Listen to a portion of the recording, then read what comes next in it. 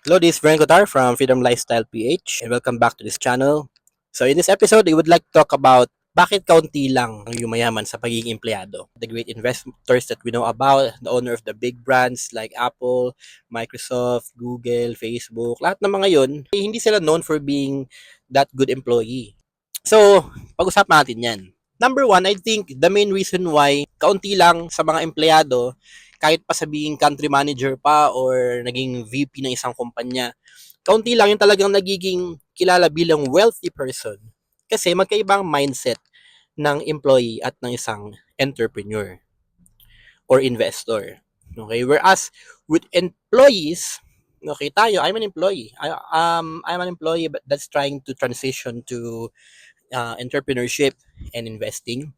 Pero natutunan ko to because I know both worlds because I've been an employee since 2012.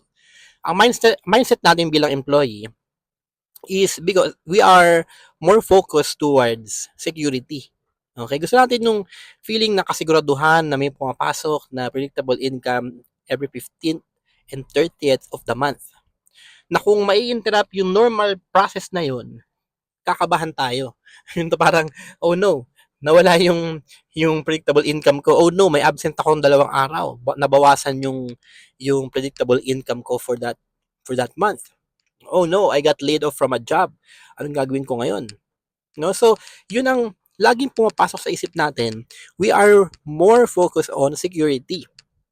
Pero ang nakita ko nakita ko lang naman sa mga kakilala ko na nagtayo ng sariling business, eventually nakaalis sa magiging employee. Yung mga kakilala kong ganun, nasa tingin ko, they're not working as hard as I am, but because they started building a brand, okay, around themselves or around something that they love.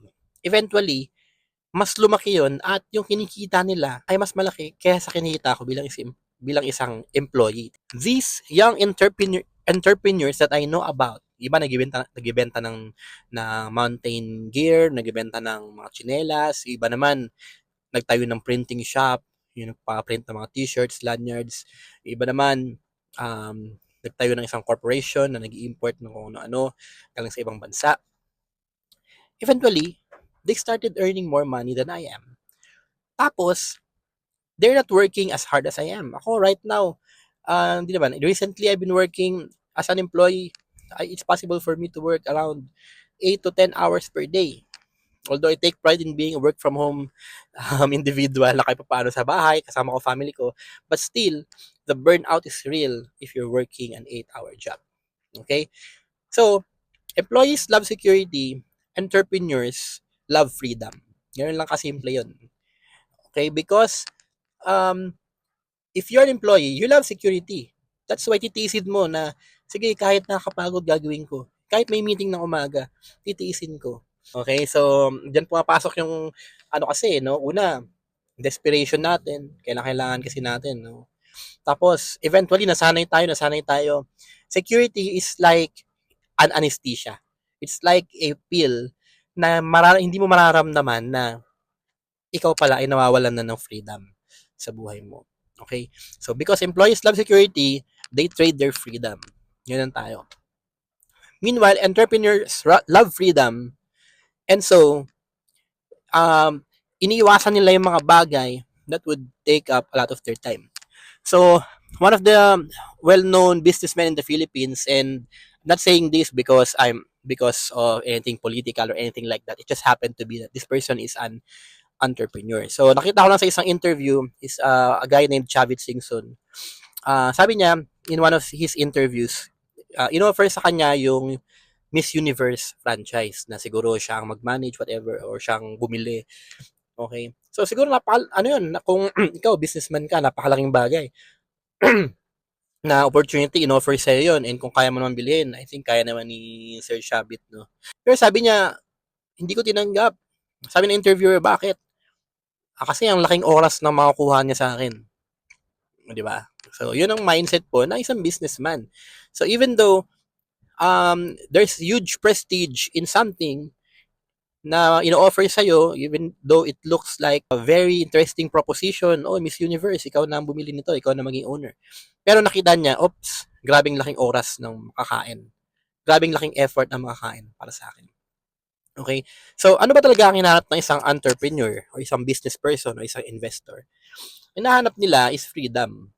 At the same time, they want to be able to build something that they actually care about. No, hindi yung something na na creation ng iba. Kaya yung mga malaking yung mga kilalang mga brands talaga sa panahon natin, creation yun ng mga tao na personal nila yung na-conceptualize yun. For example, Apple or Facebook or Google, Spotify. Those are brands wherein yung mga founder niyan, nag-commit sila na, okay, I'm going to build my brand. I'm going to stop creating somebody else's brand. Okay? Kasi pag nag-work ka sa isang company, syempre, ganoon talaga. You're going to make somebody else rich. Siguro yung CEO nyo or yung founder nyo, yun yung merong vision. Yun yung merong goals. Pero ikaw, dahil hindi naman ikaw ang tagapagmana ng company, so, okay lang, 8 to 5 lang ako, ganun. Pero, ang sa'yo yung paycheck, pero sa kanya yung bigger picture. Oh, this is my brand, I'm not going to sell it. Okay, so bigyan ko kayo isa pang kwento. Kung hindi pa ganoon kakakilala yung Facebook, nakikilala pa lang. Siguro around before 2015 siguro to, I have to verify. But may nag-offer na bilihin yung Facebook. May company na nag-offer na bilihin yung Facebook. So they went to Mark Zuckerberg's office to meet with him to discuss the negotiation on how they could buy Facebook. And so when they went to meet Mark Zuckerberg said, sa simula pa lang ng meeting, sabi niya, I think I have to make it clear, guys. Okay, rephrase lang to. We're not going to sell here. Okay? So sabi niya, okay, simula pa lang, ito malinaw. Hindi namin bibenta yung FB. So if they sold Facebook during that time that it's growing, siguro they earned a nice 6-figure million or I don't know, 7 figures siguro from that sale. Pero by doing that, parang pinatay niya yung sarili niyang brand, no? Yung sarili niyang creation.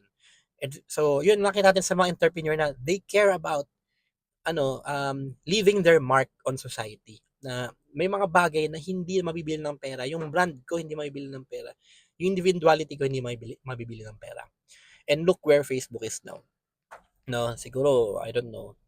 I don't have the figures, but it's more likely a multi-hundred million or even $1 billion company, and it's a household brand. So everybody knows Facebook, even your kid, even your 7-year-old kid knows what Facebook is.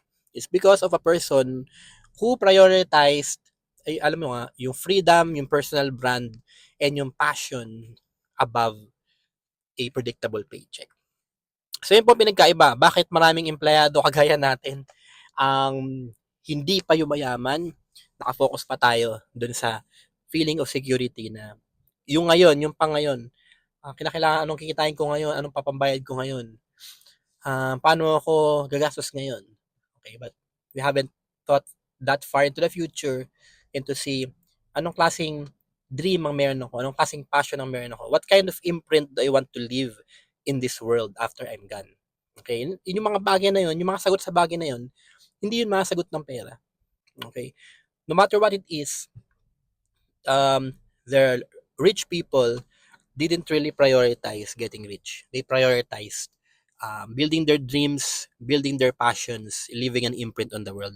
And in the process, they became rich. Okay, so I'll leave it at that. By the way, I'm an employee. I'm an online worker who's also trying to go to the other side, who's trying to transition to the entrepreneurship and investing world. And I've been doing a lot of moves to do that. So, sa channel to, i-share ko sa inyo yung journey ko rin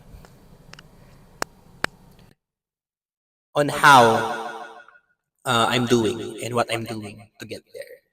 So, thank you so much for watching. See you in the next video. Like and subscribe for more.